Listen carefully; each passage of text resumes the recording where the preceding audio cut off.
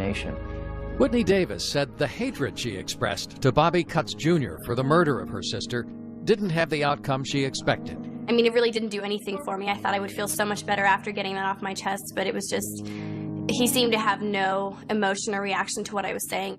Did the fact that you forgave him publicly create any kind of strain in family relations? I was a little concerned. None of this makes sense. But I had to be true to myself. And when Patty Porter finally faced her moment in front of Cutts, she followed through with the decision she had made. I serve an amazing God, Bobby, a God that forgives. And I made up my mind that I would forgive you. Porter had taken responsibility for Blake, the son that Cutts had fathered with her murdered daughter. What's that? And she believed that in an important way, Blake's life was also in the balance. I would have never been able to raise Blake and hate you. And, Your Honor,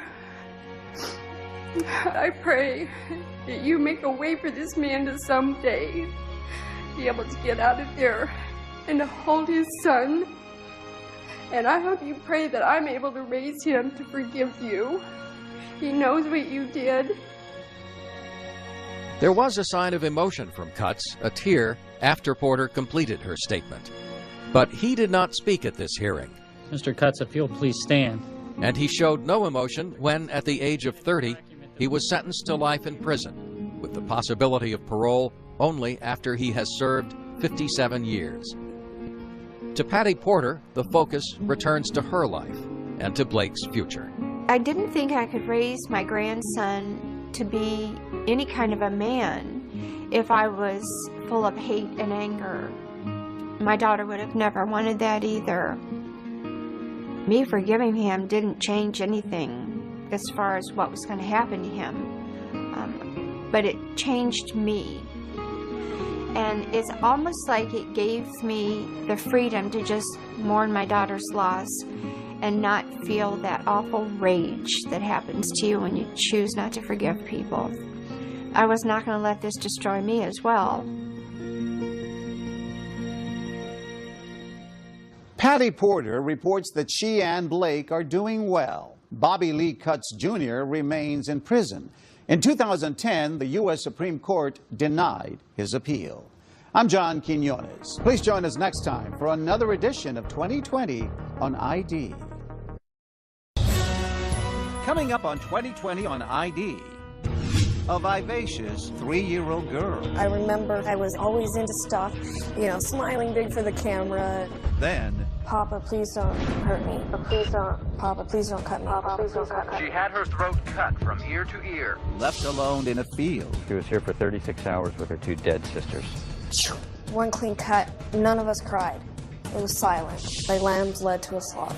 And a father nowhere to be found. The suspect is described as hard-drinking, gun-loving, and hot-tempered. Right now, he's bent on killing other people. What made Ramon Salcido kill his family? I had never seen the level of viciousness. Are you remorse for what you did? Not really. And will there be answers for the daughter left behind? Evil. Evil. Evil. Welcome to 2020 on ID. I'm John Quinones. It's often said that childhood wounds run deep, but few can imagine the depth of suffering Carmina Salcido endured. As Jay Shadler first reported in 2009, for 20 years after her chilling ordeal, her fate remained largely unknown until now. Between the ocean and the mountains lies a place called the Valley of the Moon. Its beauty ripens at dawn into vineyards so perfect they look as if they were painted onto the land.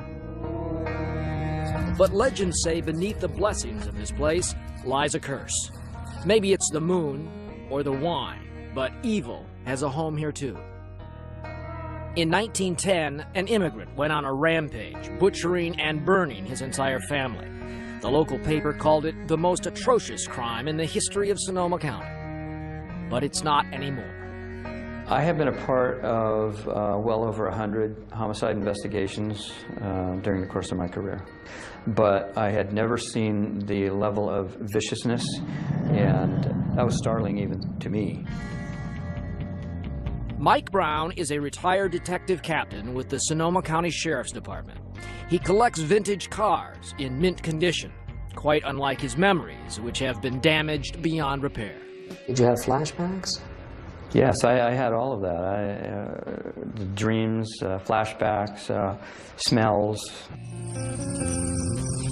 Not far away, 23-year-old Carmina Salcido puts in 30 hours a week as a dog groomer.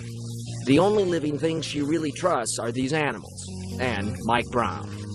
Detective Mike Brown was, that father figure that I never had. What do you get from Detective Brown that you haven't gotten from any other? Understanding. He understands, what I saw, what I went through. Carmina feels so close to you. I'm very touched by that. Mike and Carmina have only seen each other a few times in the past 20 years. But 2020 brought them together for a rare and remarkable reunion at the Vianza Vineyards. Hi, Carmina. Hi, Carmina. Good to see you again. Good to see you too. Here, overlooking the Valley of the Moon, and over a glass of red wine, To a bright future. two scarred but surviving souls begin to remember April 14th, 1989. On 4/14/89, at approximately 0820 hours, I was advised that an individual in the Sonoma Valley area had been the victim of a gunshot wound. Morning mist is just beginning to burn off the Kundi Estates vineyards when Detective Brown pulls into the main driveway. The winery supervisor, Ken Boothie, has been shot, though not fatally. And so we came out here to talk to him. Did he know the guy who was shooting him? He did. He told us that the man who shot him was Ramon Salcido. Ramon Salcido is a hard-working, hard-drinking 28-year-old vineyard employee. His young wife, Angela, comes from a staunch local Catholic family. She's begun to dream of being a model. Together, they make a striking couple. When you talk to people about your mom, how do they describe her? What was she like? Innocent, charming, naive, sweet, I'm told that you look a lot like your mom. Have you been told that? Yes. The same eyes, the same lips. How about that laugh? And the laugh. Definitely the laugh. Like a magnet, Angela's prim and proper past draws her to the wild side of this handsome Mexican immigrant. Soon after their wedding, in quick succession, 3 beautiful daughters, Sophia, Carmina, and Teresa. Sophia was a very quiet, reserved child. Very, very thoughtful, very smart. She was the oldest. And then it was me, who was crazy, always into stuff, climbing up the drapes and, smiling big for the camera. And maybe Teresa was sort of the in-between of both of us, my mom was very creative. Taking pictures of us at playtime. She'd be, we're going to put the 3 of you little kids in a box and you're going to see. But those bright memories of her sisters and mom fade to black when Carmina recalls her father. I was very intimidated and scared of my dad. He would come home and be drunk, obliterated, and, I remember fights going on between him and my mom. And he just started, slapping and punching her. Sophia was holding baby Teresa, we just all stand back there with, big eyes and just watch, terrified.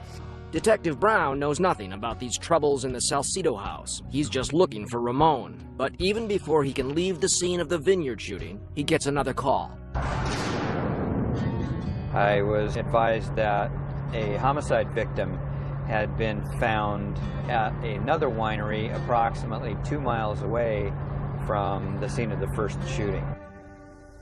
Detective Brown isn't the only one who hears about this second shooting. I keep my police scanner in my purse. I was the cop reporter at the time and kept it on. Randy Rossman is a beat reporter for the Santa Rosa Press-Democrat. I remember, because of all the chatter on the scanner, I was nervous. Then I heard they had a 187, which is code for a homicide. Less than 2 miles from the first shooting site, another winery supervisor, Tracy Tuvey, is ambushed, dying of a bullet wound to his head. The lower portion of his body was in the car, but the upper portion of his body had fallen out of the car and was lying on the dirt road. So by 9 a.m., Detective Brown has 2 crime scenes, 2 victims, and 1 common thread. Both of the victims are vineyard supervisors of Ramon Salcido. And co-workers say lately he's been mixing booze and cocaine. Tracy would tell him to do something, he'd flip him off behind his back or do something like that, you know, pissed that he had to take orders off him. So there's trouble at work and tensions at home with his wife, Angela. To help bring in money, she's begun modeling classes. That's Angela learning to take a turn on the runway. She photographed beautifully, and she said that they needed the money. But Ramon doesn't like the idea. Jealousy is seeping into his thoughts. He drove back and forth in front of their house several times a day. He thought that his wife was having an affair. As she grew more confident, your father grew more jealous. Yes. What's more, in just the last few days, Angela has learned Ramon has fathered a child with another woman, and he's still legally married to her. A court is ordering him to begin paying $500 a month in child support. So now the tensions between Angela and Ramon need only a spark to explode. And Ramon finds it. His suspicion that 4-year-old Sophia is not his child will turn out to be right. A DNA test will prove it. And Angela may now believe that her only choice is to run as fast as she can toward a new life. She actually had an interview, a photo shoot to do that day, and she said, I won't miss it. I won't miss it. April 14th at 5:30 in the morning, Angela slips out of their tiny house and goes to an ATM, withdrawing the little money she has for a photo shoot this afternoon. She doesn't know it, but this will be her final close-up. Back at the vineyard where Tracy Tuvey has been killed, something odd is happening. For a homicide, where are all the police and detectives? And there was just one detective here, that's all. And I asked him what was going on, and he told me that there'd been a homicide here, but that everybody had just left because there'd been a call of another homicide. 201 Baines Avenue, 8 miles from the first shooting, 6 miles from the second crime scene. It is the home of Ramon and Angela Salcido and their 3 daughters. Detective Brown and his partner think Ramon may still be inside. What do you see? I see some blood on the front door. I brought my 45 up and looked, made a quick sweep of the house. I could see blood on an interior wall. I popped back down, told him what I saw. The door was closed. Door was closed. He reached over and pushed the door open slightly to make sure that there was no one back there. You could see a body that was lying in the hallway right over there. It's Angela Salcido.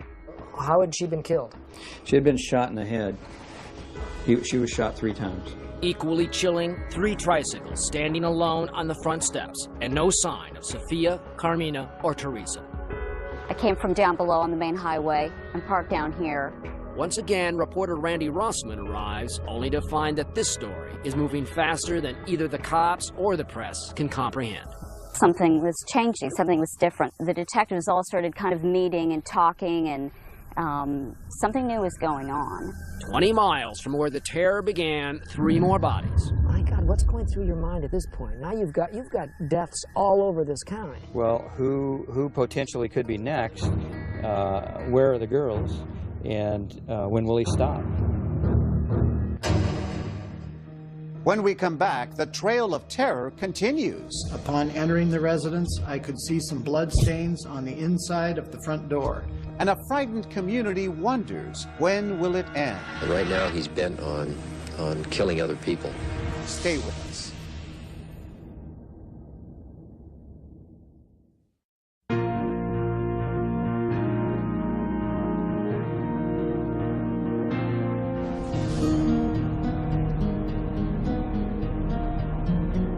I like to drive through the trees. I like to drive past the vineyards, through the hills. We have beautiful oak-studded hills.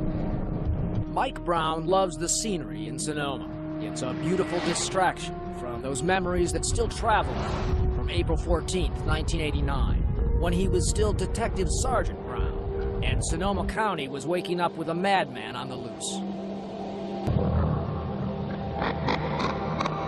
Already this morning, a vineyard supervisor has been killed, and another shot. 2 miles from the wineries in Boys Hot Springs, a young mother and aspiring actress named Angela Salcido is murdered at close range in her home. Her husband, Ramon, is the prime suspect, and their 3 young daughters, Sophia, Carmina, and Teresa, are missing. Is there any question in your mind at this point that we're talking about one man doing all of this? I was even more convinced at this point that one man was responsible for all of these shootings. But for the moment, my main concern was, where are those kids and are they safe? Events are now racing ahead of questions and answers. There's word of a slaughter in Cotati, 20 miles away. Angela Salcido had relatives in Cotati. The Cotati officers went there and made entry into the house and found 3 more bodies. At approximately 1100 hours, I was telephoned by Detective Sergeant Mike Brown. He advised me to respond to 8393 Lakewood Drive in Cotati. Randy Beeler had called in sick this morning, but he's Brown's most trusted detective, and he's needed here. Upon entering the residence, I could see some blood stains on the inside of the front door. I noticed more blood stains close to the kitchen on the rug. The street was blocked off, and they were putting on their booties on their feet and going into the home and, finding this whole new scene. Inside, the bodies of Angela Salcido's mother, Marion, and Angela's 2 very young sisters, Mary and Ruth. Located in the kitchen was victim Ruth Richards. She was lying on the floor on her stomach. Maria Richards was lying in the doorway. In the hallway, I noticed Marion Richards.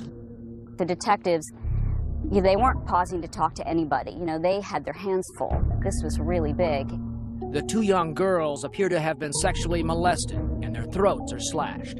We're getting details that we often don't get for a while, that one of the girls may have been sodomized, that at least one of them was almost decapitated.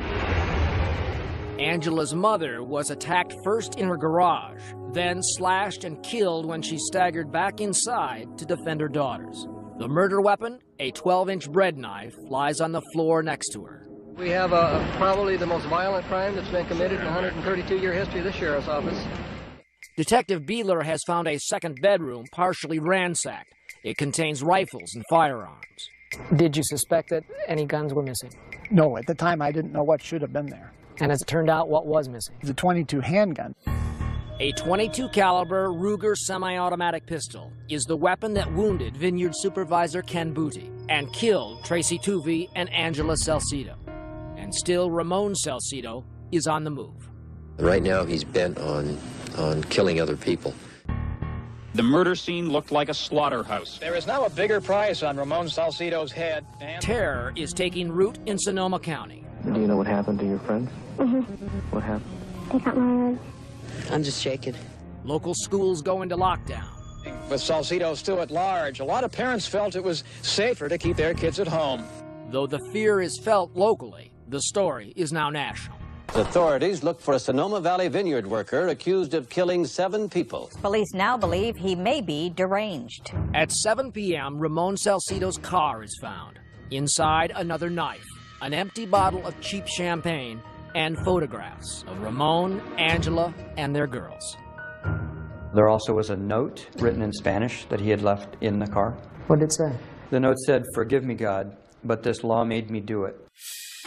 Police suspect that the word law refers to that recent court order requiring Ramon to pay child support. Perhaps, but as evening falls, Detective Brown has something else on his mind. He suddenly remembers something he noticed hours ago at the crime scene over at the Salcido home. The phone was on the kitchen table, it was bloody, and the personal address book was opened to a page that showed 4 different people with the last name Salcido. That included his mother in Los Mochis, Mexico.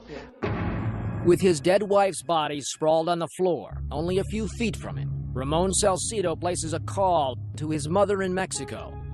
She wants him to come home.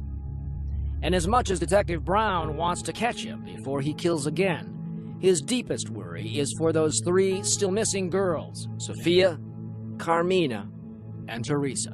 We were very concerned about where those girls might be and what the state of their health was. What were your theories? One thought I had was that maybe he's taking them to Mexico.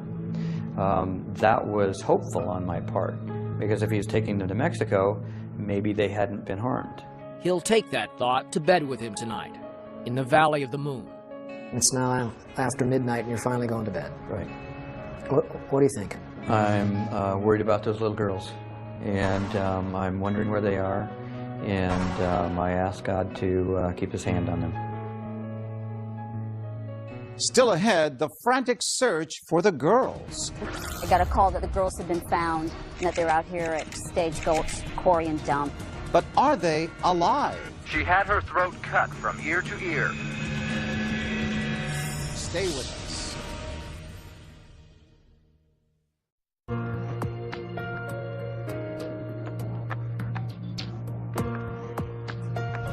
Ramon Salcido is suspected of murdering his wife and her family and kidnapping his 3 daughters. Authorities fear he may harm them as well. Can they find the girls before it's too late? Here again, Jay Shadler. The morning fog is still lying low. Sonoma County's idyllic wine country wakes up to a bumper crop of horrific headlines. 5 are dead. 1 is wounded. 3 young girls are missing, and their father is on the run. The search has widened on the west coast of California down to Mexico. Today, police are using helicopters to search for 28-year-old Ramon Salcido and fear for his 3 young daughters believed to be with him. The slaughter of Angela Salcido, her mother, 2 sisters, and a winery employee named Tracy Tuvey has overwhelmed Sonoma County's tiny violent crimes division. The autopsies have to be done in San Francisco. Working on 3 hours of sleep, Detective Mike Brown is returning from there when his police scanner starts to crack. We're on Highway 101 going over the Golden Gate Bridge. And what are you hearing? I'm hearing this broken radio traffic, and voices were somewhat excited, but I couldn't make out where, and I couldn't make out what it was that they were going to. Up in Sonoma, reporter Randy Rossman is at her desk in the newsroom of the Santa Rosa Press-Democrat. By mid-afternoon, I got a call that the girls had been found and that they're out here at Stage Gulch Quarry and Dump. So a photographer and myself headed out here. The missing girls, 4-year-old Sophia, 3-year-old Carmina, and 2-year-old Teresa, had been dumped with their throats slashed. So where were the girls located? The girls were located out in that field, about 15, 20 feet from the roadway. I just remember it was easier to breathe if I kept my head down, and I just kept my head down. It was easier to breathe with your head down. Yeah, and whenever I needed to look up, I got on my tippy toes and stretched myself to try and look over the 3-foot, grasses that were out there. And I curled up and kept, tucked my knees up, tucked my chin down, and I curled up and I slept. Right next to the 2 dead girls was They were found by a transient who was here picking up wood or something, and he happened to look over and see what he thought were dolls sitting there, lying there in the ground. And then he noticed that one of the dolls moved, and that was Carmina. Oh my God. I hear this jump. I hear, oh my God. And I believe that it's my dad coming back. You thought your dad was coming back? I thought it was Ramon. And all of a sudden I froze up. I was like, if I play dead, he won't have to do anything else to me. My nightmare was Ramon coming back, finding me. I actually breathe, and he realizes that I'm alive and I'm going to get hurt now. But another gentleman comes back and comes up to me, and I'm like crying, I'm terrified, I'm shaking. I was like, please don't hurt me, please don't cut me, please don't cut me. And he's crying. This guy is crying. He's like, no, it's okay, I'm not going to hurt you, I'm going to help you. And he picks me up. And he brings me up to the gravel area. He calls up the cops. He's like, 911, there's 3, babies out here. But 2 of those babies are dead. The bodies of 2 of Ramon Salcido's daughters were removed this evening from a garbage dump near Petaluma. We later discovered that they were there for about 36 hours. Carmina was in this field alone, a 3-year-old with a slit throat, for 36 hours. She was here for 36 hours with her 2 dead sisters. With paramedics rushing to the scene, Carmina erases any lingering doubt about who did this. She did actually say something, didn't she? She did. She said, "Daddy cut me." The officials come up and they're like, what happened? And I'm like, Daddy cut me, Daddy cut me. You actually can remember yourself saying those words? Yeah. What was that? Daddy cut me. Back through time's tunnel, 20 years to childhood. If a 3-year-old can remember feelings and impressions, a traumatized 3-year-old might remember more. Carmina says she does. You remember him picking you up out of Yes. the bed? Yes. I remember actually him carrying me out of the house that morning. Shortly after dawn, Ramon Salcido takes Carmina and her two sisters from their beds, puts them into the family car, and drives away. Probably about 15 minutes into driving, I lean up over the front seat and go, "Papa, where are we going?" He turned around. He was mad. He turned around and gave me such an evil look. He's like, "Shut up and sit down." There were probably about 5 more minutes of driving.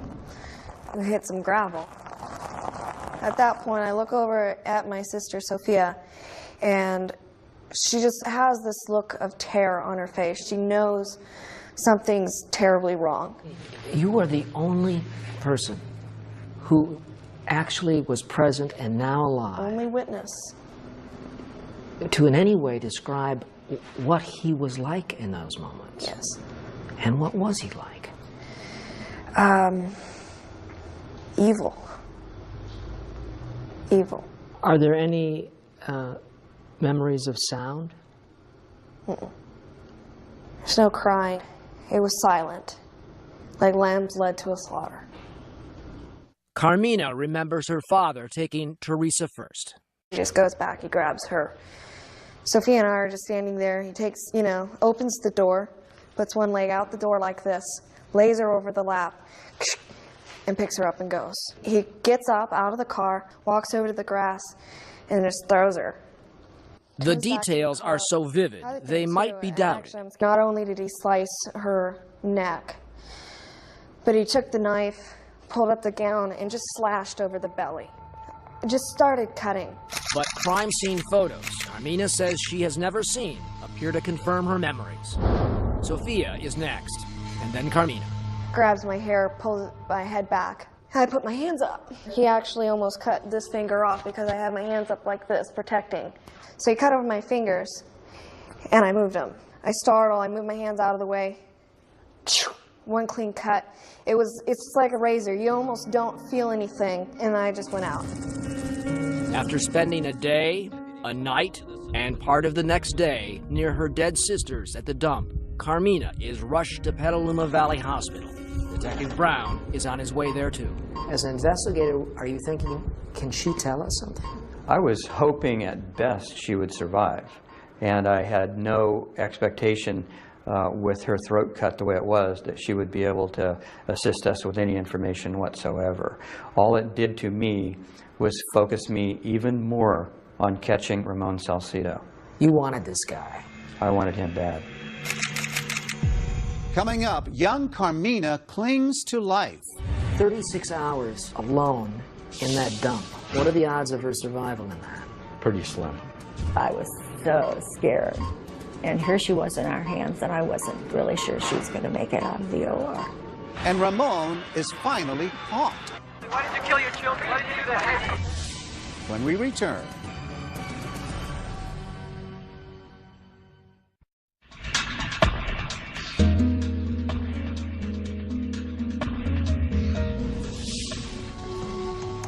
Ramon Salcido is still on the run, wanted for the murders of 7 people. His daughter Carmina, who survived 36 hours in an open field with her throat slashed, rolled into the ER on a hospital gurney, sits up, because if she lies down, she will die. When we got there, they were just bringing her in through the door. When she arrived, there was no question that there was something about her character and grit that allowed her to survive. She shouldn't have survived the injuries that she had. 36 hours alone in that dump. What are the odds of her survival in that? Pretty slim.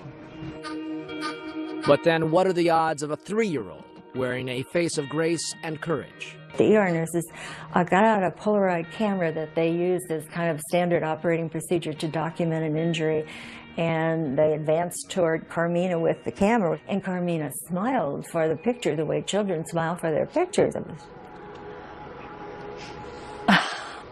Oh my God. It has stuck in my mind so vividly that the child smiling through those injuries was just incredible. Carmina survived those long hours before she was discovered by inadvertently keeping her head down and her neck wound covered. What kind of patient was she? She spent the next 5 or 6 days in very critical condition. But from the moment that she finished her surgical experience, she started to rally. But she was very personable. The nurses, she would laugh. And she was getting along with this injury almost as if it was just par for the course. She had immediately after her injury an outpouring from the community. They inundated the hospital with gifts. People have been bringing by a lot of toys for the little girl. Helped by the heroics of the hospital staff, she gained strength over the next 3 weeks, alternately charming and breaking the hearts of the nurses with the picture of a puppy in a coloring book. She took a red crayon and she cut the dog, put a line on the dog's paw and on the dog's neck, and she said, "My daddy did this." So where is Daddy? He's 800 miles away in Mexico. Ramon Salcido's 5-day reign of terror ends with his capture near his hometown of Las Mochas. The big news in Mexico City newspapers today is... In a rare piece of ABC News footage, Salcido's on board a plane to Mexico City, where he will be handed over to American authorities. What he says is as coldly shocking today as it was then. Are you mournful of what you did? Not really. After landing, he's paraded by Mexican officials. Ramon, why did you kill the Richards family? Why did you kill your children? Why did you do that? Toward his handoff to the Americans, including the one man who has tracked him since the beginning, Detective Mike Brown. I really wanted Ramon to come back to the United States and face trial and have justice served upon him here. I mean, you say that very flatly, but I mean, didn't you just want to get him back here? I wanted to throw him out of the airplane at 10,000 feet, but that wasn't my job or my responsibility, so the next best thing is to treat him as though we're the only friends he has on this planet, so that we can get a confession from him. Which is precisely what Detective Brown is going to do. Within moments of passing into American airspace, he snaps this picture, and his team reads Ramon Salcido his rights. I want to let you know right now that you are under arrest for murder and attempted murder. Do you understand? Yes, I understand. I took a picture of Ramon Salcido on board the aircraft because I wanted to show that he was not under duress of any kind. He wasn't handcuffed. He was not being mistreated. And I also wanted to capture that smirk that he had on his face. Who did you kill first? I went to kill my 3 daughters first. We asked him crime by crime, and he readily confessed to each one. Where did you go next? After I killed my 3 daughters, I went to my mother-in-law, and then I went to my home, killed my wife, and then after I killed my wife, I went to my work. What do you think should happen now? I think I'm going to go to the electric chair. You know that you're guilty? Yes, sir. What was the motive for this horrendous set of crimes? Ramon Salcido will tell you that he was high on cocaine and had been drinking champagne all night, and so it was the substance that was in his system that caused him to do that. I refuse to give him that sort of credit. You must search, you must keep searching in your head, don't you, for the reason that this violence was so extreme. I no longer try to come up with a rational explanation for irrational acts. It just doesn't apply. By the time he returns to Sonoma, Ramon Salcido is a despised man. The mob in Santa Rosa awaiting Salcido's return from Mexico. Right now, we can do it right now. The people are here, we have the motivation, and I have a rope. Let's kill him. As much as they want to kill Ramon Salcido, the people of Sonoma County are showering his daughter, Carmina, with love.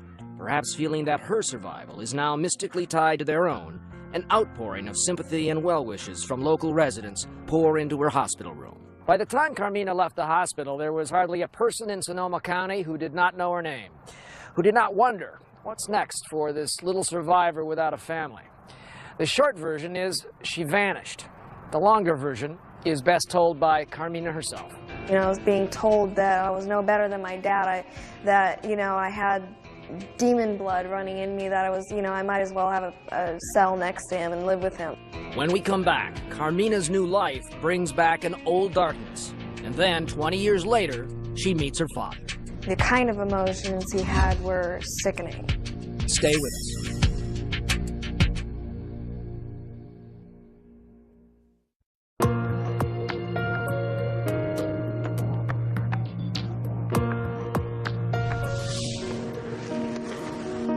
"20 years ago in California's wine country, two desperately different lives are winding like grapevines into the soul of Sonoma.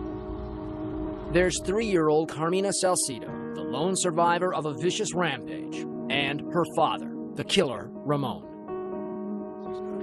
His trial lasts 12 weeks, ending in a guilty verdict and a death sentence. It is the order of this court that you shall suffer the death penalty. But Ramon keeps living on death row at San Quentin, while the years slip away, and everyone wonders whatever happened to little Carmina. I wondered that all the time. Where is she, and is she okay, and is she doing well, and is whoever she's living with, are they taking care of her? They tried to make me, a totally new person, new life, new name, everything.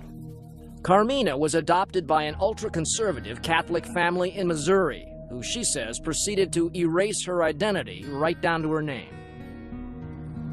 You were reborn Cecilia. Yes. To them, Carmina Salcido died April 14th, 1989, and Cecilia lived. She was the miracle. She was the rebirth. She was a new person. Living in a 19th century cultural time warp, Cecilia had limited contact with the outside world. But at 15, she discovered a hidden box of newspaper clippings, dreadful stories from her other life long ago, even pictures of her mom in Glamour magazine. But she says in the minds of her adoptive parents, this was a taboo trail leading back to hell.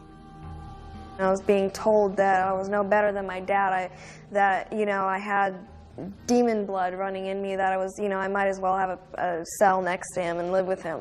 They didn't say that. Yes. They said that to you? At 17, she becomes a cloistered nun in a Nebraska convent. It was an escape. A convent was an escape. Seemed kind of a contradiction in terms. The convent was a lifestyle that I was very willing to embrace to just get out of my adoptive situation. But it's hard to meditate on Christ when all you can think about is the Father. Carmina leaves the convent and finally returns to California, where she arranges to see her dad for the first time since he left her for dead 20 years ago. Were you scared? No. Not a little bit? Not at all. Sitting there across the table from him? I went there with a very, very, very, very positive attitude with high hopes. High hopes for what? High hopes to see him, show not a little emotion, but a lot of emotion. But he came in like a joker, like a clown, life's a joke. He came smiling in. I thought it would be at least walk up and be serious and just start crying when he saw me. But no emotion. Like many inmates sentenced to die, Ramon Salcido claims to have had a stunning religious conversion. After completing a mail-in seminary class, he's taken to ministering to inmates, signing his name Reverend, and posing for pictures with children. So while Reverend Ramon reads his Bible and tends to his flock from death row, he has left his own daughter in a kind of purgatory. After all, Carmina only really wanted one, maybe two things from her father. Either an apology, or at least an explanation. She says Father Ramon was unable to give her either. No, he looked at me in the eyes the second he saw me, like he had the right to call me his daughter. Like this is some big happy reunion. It's not a big happy reunion. It isn't. The kind of emotions he had were sickening. You know, the fact that he looked at me like I was Angela, reborn again, come back to see him. He's like, you look just like your mother. And the way he looked at me, it was like, Equally unsettling is what happened when Carmina showed up with her hair dyed blonde. I was like, hey, he's going to be surprised. And he didn't act so surprised. And I was like, he's like, yeah, I saw pictures of you from MySpace. And he was like, you know, I like to try and keep track of you, you know, and I have friends that look out for you for me. California state law forbids death row inmates from having access to the internet. But 2020's investigation of this matter suggests friends of Ramon's could have legally brought pictures of Carmina and hard copies of the websites into prison.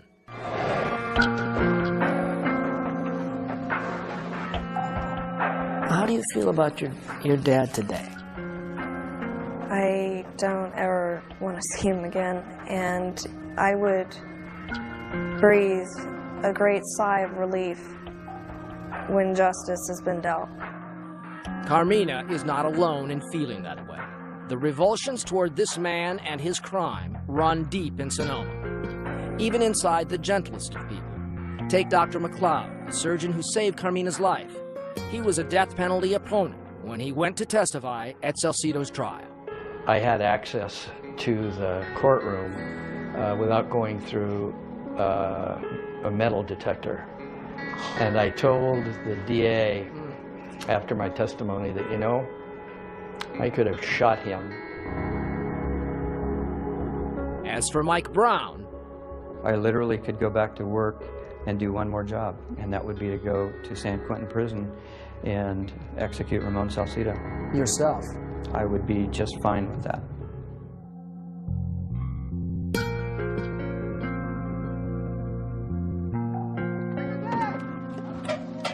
once again, it's harvest time in the vineyards of Sonoma. Brown hands racing through faded green leaves. Many seasons have passed since a killer's hands worked these same fields, harvesting the grapes of Ramon Salcido's wrath. And now Carmina has returned to Sonoma and the cemetery where her family is buried. What emotions are evoked being in this place? I come to this place when I need to talk to my family. I would say most of all I feel peace here. Peace. Because it's the closest I can be to my family in this world is right here. And it's very comforting. The image of Carmina standing on this very same spot 2 decades ago is the jacket cover of the book she's written about her life. Carmina was not lost forever. She's been found again by those good people who helped save her life. It's great to see you. You too. Even you mailed each other. I took care of you. I remember your little face. I can still see it. It was the same. Some of the staff at Petaluma Valley Hospital had not seen Carmina since the day she left their care and took a piece of their hearts with her. I said, I want to take her home. That was just before you went home. I'm going to give that to you. Thank you. Good things. Thank you so much. You know, I owe my life to somebody here and their wonderful work. So. It's a privilege. Do you have any soreness or tightness in there? A little bit. Carmina will tell you she rarely even thinks about those physical scars she still carries. It's the deeper wounds, beyond medicine, that cannot be healed. What do you feel like you missed from your mother? Having somebody to talk to, having somebody to ask questions about life and growing up and all of that sort of stuff. I do have those moments where I cry and I wish I had my sister Sophia, to talk to and be like, well, what did you do when this happened? Yeah. Or, Mom, what did you do when life came at you like this? Who did you talk to? I've had to always be sort of a solitary soldier and just keep marching on. I know my mom's really proud of me. I really believe that in my heart.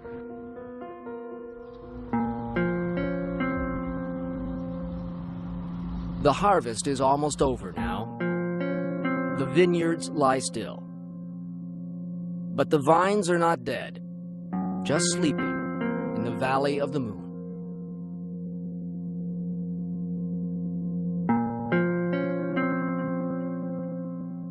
Carmina later gave birth to a daughter and named her Zofia Angela in honor of her older sister and her mother. She still lives and works in the Sonoma area. All of Ramon Salcido's appeals have been denied, and he remains on death row. I'm John Quinones. Please join us next time for another